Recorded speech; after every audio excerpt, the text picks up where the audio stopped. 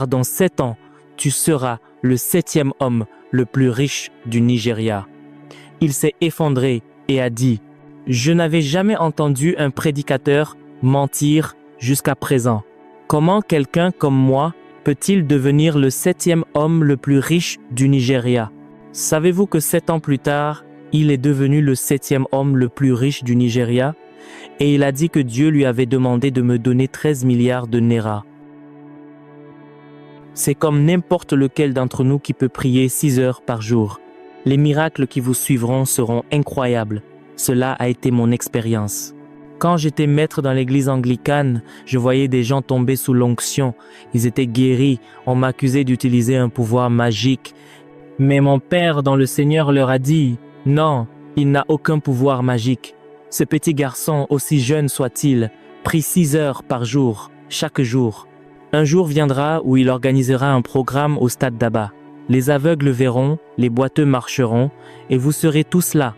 Je louerai des bus pour vous. » En 1984, cela s'est accompli. Je pense que la chose la plus extraordinaire dans la vie est d'avoir une relation avec celui qui est le plus riche et celui qui possède une puissance incroyablement impressionnante, celui qui peut élever et abaisser. J'ai marché avec lui pendant 72 ans, mais ce qu'il a fait cette dernière semaine est incroyable. Le pasteur Joe m'a appelé et m'a dit que quelqu'un venait du Cameroun. Dieu lui avait donné l'instruction de t'apporter 5 millions. Quoi?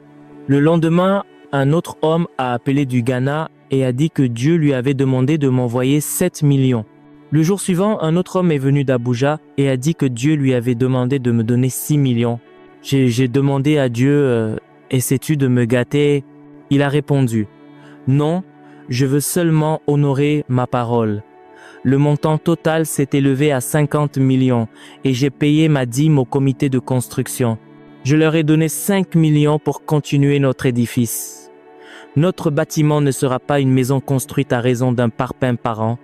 Nous allons achever la construction. J'ai servi Dieu fidèlement pendant plus de 72 ans aujourd'hui et il m'a béni avec des dons spirituels et des bénédictions matérielles, sans oublier beaucoup d'argent. Écoutez ces prophéties que Dieu m'a utilisées pour donner et il m'a honoré en tant que son serviteur en les faisant s'accomplir. Dieu m'a demandé de dire à mon ami, « Parce que tu te surmènes, si tu ne changes pas, tu mourras ce mois-ci. » J'étais au 1er rang. Il était au 5e rang. Ma femme était à mes côtés. Quand je le lui ai dit, il est devenu livide de colère. Nous sommes allés à Manille pour un programme. Mon ami très proche, sinon le plus proche, est venu me voir et a dit « Dieu a fait de moi le prochain président du Nigeria. » Et j'ai dit « C'est un mensonge. » Dieu m'a dit que tu ne sais pas comment te reposer. Si tu ne changes pas, tu mourras. Il a répondu, pourquoi es-tu jaloux du fait que je serai bientôt le président? Alors que mon ami était déjà président d'une compagnie pétrolière et président d'une église. Je lui ai dit, quiconque a donné cette prophétie est un menteur. Dieu n'a pas parlé. Il est venu à New York pour mobiliser des soutiens afin de devenir président du Nigeria et je lui ai demandé de ne pas m'appeler, de ne pas me voir. Savez-vous qu'il a continué sa campagne, est retourné à Lagos et il a dormi jusqu'à la semaine suivante? Un jour après son grand rassemblement, il n'a pas pu se réveiller, il est mort dans son sommeil. Nous avions un programme à Port Harcourt. L'un de mes amis très proches a envoyé des gens pour me demander de prier pour lui. Il s'était effondré pendant qu'il prêchait.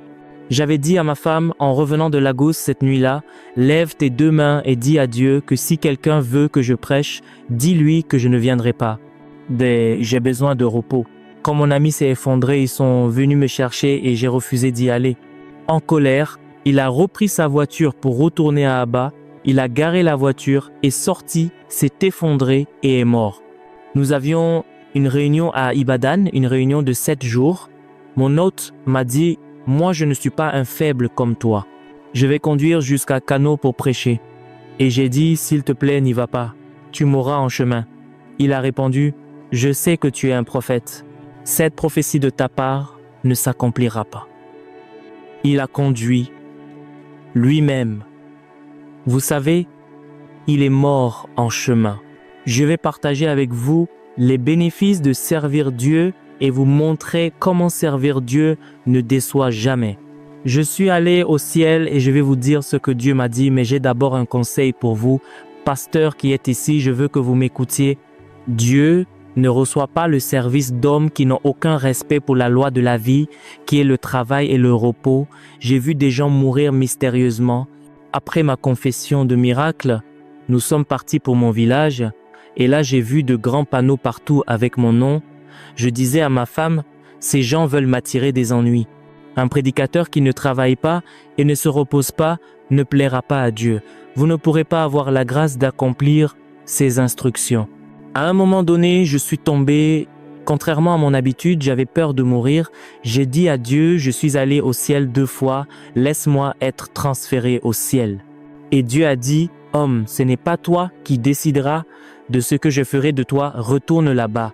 Le seul jour où j'ai protesté quand Dieu a dit de repartir, Dieu m'a dit, c'est la première fois que tu te disputes avec moi. Pourquoi? Et j'ai dit, Père, pardonne-moi, je vais repartir. Quand je me suis retourné, ma femme pleurait. Madame, pourquoi pleurez-vous? Elle a dit que le docteur, le propriétaire de l'hôpital avait dit que j'étais sur le point de mourir. Eh, dis-lui que je vais le gifler. Je suis allé à la maison des morts et Dieu m'a rejeté. Je vais le gifler et il ne reconnaîtra plus sa vocation. Ma femme a commencé à me supplier de les laisser me soigner. Puis elle a envoyé chercher l'évêque Okonkwo. Okonkwo est venu et a dit « Si tu ne les laisses pas te soigner, si tu meurs, nous ne t'enterrerons pas. Votre grâce, un homme qui est mort et qui est allé au ciel, que vous l'enterriez ou non, cela importe-t-il? Non. Ma fille avocate m'a dit je ne savais pas que tu étais si méchant. Tu veux que je perde mon père? Nous sommes revenus contre l'avis médical. Le président, notre ancien Billy, était responsable du programme que nous avions cette nuit-là. Ma femme est allée lui murmurer « Ne lui donne pas le micro. Il a besoin de repos au lit. » Et il l'a annoncé. J'ai protesté. Certains d'entre vous étaient là. Est-ce exact? Il est même ici. J'ai demandé à la foule si prêcher ce soir augmenterait ma vie sur terre et mon onction. Quelqu'un peut-il dire non? Ils ont dit non, prêche. J'ai continué jusqu'à cette nuit. Il y a beaucoup de choses que je vais dire ce soir. Premièrement, je veux que vous preniez un stylo et un cahier. Écoutez-moi, notre marche avec Dieu est un travail personnel. Dieu ne vous punira pas pour ce que quelqu'un d'autre a fait. Il vous punira pour ce que vous avez fait. Deuxièmement, ce Dieu peut vous protéger de chaque ennemi. Nous étions à Gombe, le pasteur Joe et moi-même. Nous chantions cantique après cantique.